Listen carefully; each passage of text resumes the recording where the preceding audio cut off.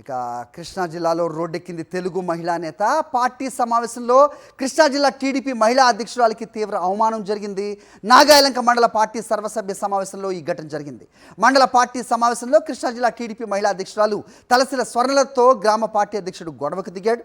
స్వర్ణలతతో దురుసుగా ప్రవర్తించాడు గ్రామ పార్టీ అధ్యక్షుడు ఉప్పల ప్రసాద్. స్వర్ణలతపై వాటర్ బాటిల్ విసిరేశాడు.